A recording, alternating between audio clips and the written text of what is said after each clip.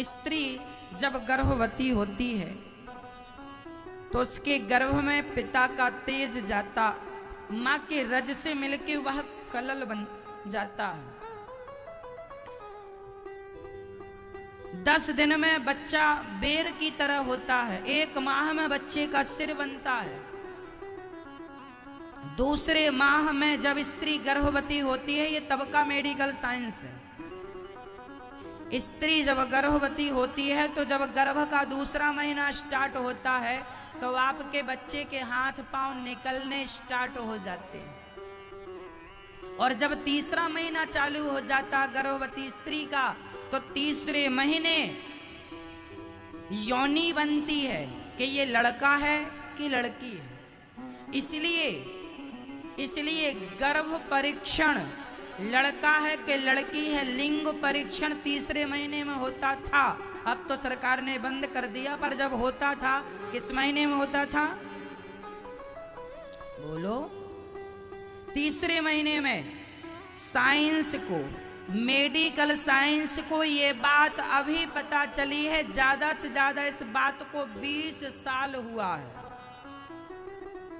ये टेक्नोलॉजी बहुत पुरानी नहीं है, मैं आपको बता दूं। स्त्री के पेट में बेटा है कि बेटी आजकल पता लगा लेते हैं डॉक्टर लोग, पर ये टेक्नोलॉजी कितनी पुरानी है? भारत में इस टेक्नोलॉजी को आए ज्यादा से ज्यादा 20 साल हुआ। हाँ या ना? और 40 साल ले लो, चलो अमेरिका जापान में और पहले आ गई होगी, तो चलो मैं 50 साल का 100 साल पहले आई, चलो आई नहीं है पर फिर भी मैं आपको हिसाब रखता हूं 100 साल पहले यदि ये टेक्नोलॉजी आई। पर सुनना, तीसरे महीने ही स्त्री का गर्भ परीक्षण होता है कि लड़का है कि लड़की। क्यों? क्योंकि तीसरे महीने में उसका लिंग तैयार होता है, स्त्री और पुरुष का छिद्र तैयार होता है। सोचो, ये बात डॉक्टरों को अभी पता लगी। हमारे वेद पुराण में ये बात हजारों साल पहले कपिल भगवान ने माता देवहूति को बता दी कि तीसरे महीने में वो स्त्री है कि पुरुष है, ये तैयारी होती है तीसरे महीने में। ये बात हजारों साल पहले ये भागवत में लिखा है, ये पूरा मेडिकल साइंस लिखा पड़ा है। तीसरे महीने क्या बनता है? चौथे महीने में, चौथा महीना होते ही बच्चे के शरीर पुष्ट होने लगता है। 5वां महीना लगते ही बच्चे को भूख और प्यास लगने लगती है। इसलिए बच्चा 5वें महीने पर माँ को लात मारता है। पेट में ऐसा माँ को एहसास होता है कि लात मार रहा, वो भूख से कभी छटपटाता है, यहाँ वहाँ जाता है। 6वां महीना होते ही उस बच्चे को अपने पूर्व जन्मों का हिसाब पता चलने लगता। मैंने क्या पाप किया था, क्या पुण्य किया था, किसके कारण मनुष्य बन के जा रहा हूँ। 7वां महीना लगते ही उसको पूर्व जन्म की शक्ति, पूर्व जन्म का स्मरण होने लगता है। और 8वां महीना लगते ही वह भगवान की स्तुति करने लगता है कि प्रभु हम जल्दी से बाहर कर दो, हमें बड़ा कष्ट है। इतने से माँ के गर्भ में इतना बालक ऐसे हाथ पांव सिकोड़ कर पड़ा रहता है 9 महीने तक। बताओ कितना दर्द होता होगा। आपको 1 घंटा के लिए उल्टा लटका दिया जाए, हालत खराब हो जाती है। और माँ के पेट में 9 महीने तक उल्टा लटके रहे। कहाँ लटके रहे? मलमूत्र के गड्ढे में। कोई अमृत नहीं भरा मलमूत्र के सिवा। कई बार डॉक्टर कहता है बच्चे के पेट में पानी चला गया। कौन सा पानी? मलमूत्र चला जाता है। गर्भ में जो मलमूत्र, वो तुम मलमूत्र में पले हो। हाँ, मलमूत्र के गड्ढे में रहे हो और आज यहाँ बड़ी बड़ी बातें बता रहे हो। भूल गए अपने दिन। 9 माह तुम कहाँ गुजार के आए हो और कितना कष्ट तुमने सहा है। गोस्वामी तुलसीदास जी लिख रहे हैं, जन्मत मरत दुसह दुख होई। जन्म लेने के समय और मृत्यु के समय बड़ा कष्ट होता है, लेकिन आदमी सब भूल जाता है। थोड़ा सा प्यार पा गया, परिवार पा गया, पत्नी पा गया, पुत्र पा गया, इसकी मिठास में सब भूल गया और आज उलझा हुआ प्राणी बैठा हुआ है।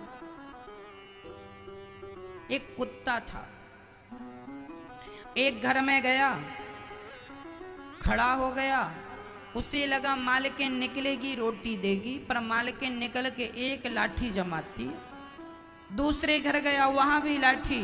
तीसरे घर गया, वहां भी लाठी मिली। चौथे घर गया तो वहां एक रोटी का टुकड़ा मिल गया। पूंछ हिलाकर कुत्ता रोटी खाने लगा। एक महात्मा जी देख रहे थे तो संत ने कुत्ते से कहा, क्यों, अब बता कल आएगा रोटी मांगने?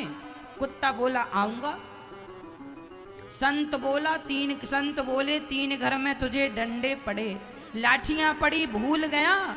कुत्ता बोला, 3 घर में लाठी पड़ी तो क्या हुआ, चौथे घर में रोटी भी तो मिली। चौथे घर का टुकड़ा पाकर वह 3 घर की लाठियां भूल गया। उसी प्रकार भगवान भी पेट में, मां के पेट में बहुत कोड़े पड़ते हैं।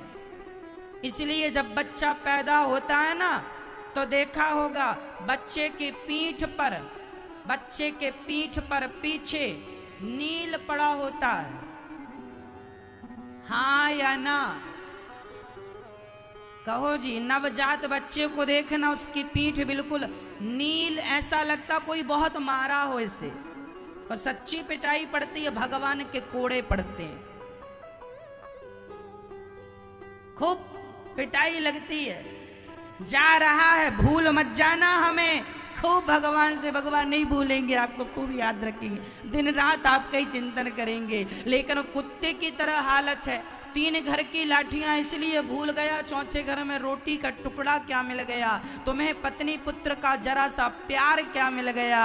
वो माँ के पेट की सारी पीड़ा तुम भूल गए, जन्म लेने का वो सारा दर्द भूल गए, क्योंकि जरा सा प्यार क्या मिल गया।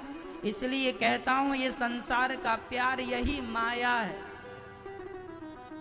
ये सबको उलझा के रखा है, सब उलझे पड़े हैं। कितना भी समझा दो, कितना भी बता दो, पर लोग चलते अपने ही ढंग से।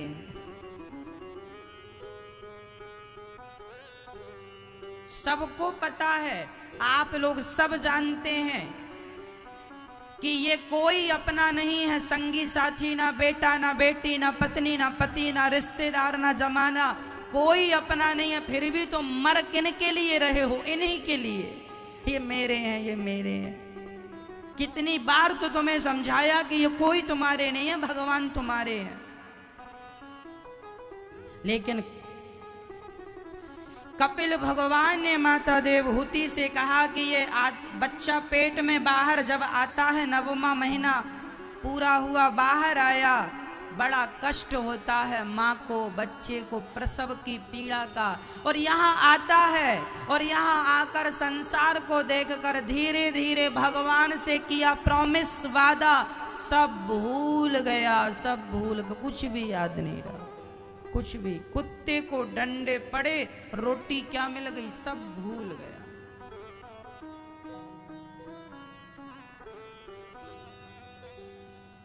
आप लोगों को कुछ याद है कि माँ के पेट में कितने डंडे पड़े थे? नहीं याद है।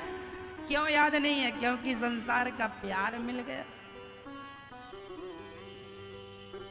याद ही नहीं है कुछ। इसलिए कहता हूं, वो दिन भी याद किया करो जब उल्टे लटके थे।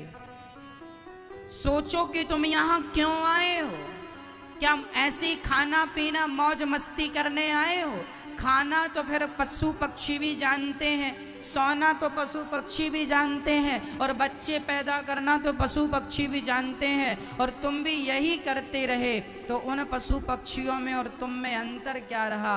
अरे तुम्हें ईश्वर ने, भगवान ने मनुष्य इसलिए बनाया है कि तुम मनुष्य बन के सत्संग करके, दान पुण्य करके अपना लोक परलोक सवार लो, भगवान से प्रेम करके जन्म और मृत्यु के चक्र से बच जाओ। कबीरदास जी कहते हैं, चलती चक्की देख कर दिया कबीरा रोए, 2 पाटन के बीच में साबुत बचाना कोए।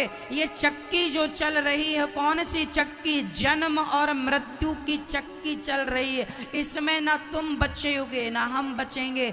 बार बार हम मर जाते हैं, बार बार जन्म।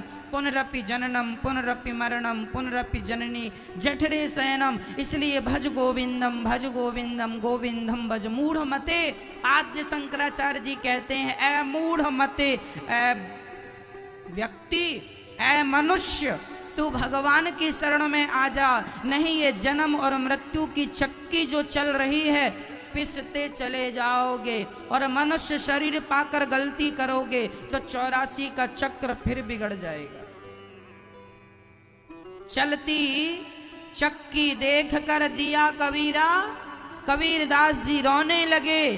तब कबीरदास जी का बेटा कमाल बोला, पिताजी मत रोइए, चलती चक्की चलने दे, पिस पिस आटा होए और कीले माही जोर है, बाल न बांका होए। उस चक्की में एक कील होती है, उस कील के पास जो दाना चला जाता है, उस दाने को चक्की कितना भी चले पर वो दाना नहीं पिसता। उसी प्रकार संसार कितना भी हमें और आपको पीस ले, लेकिन जो भगवान की शरण में चला गया वह जन्म और मृत्यु के चक्कर से बच जाएगा और भगवान का हो जाएगा। अपना कल्याण करना चाहते हो तो भगवान का आश्रय ले लो।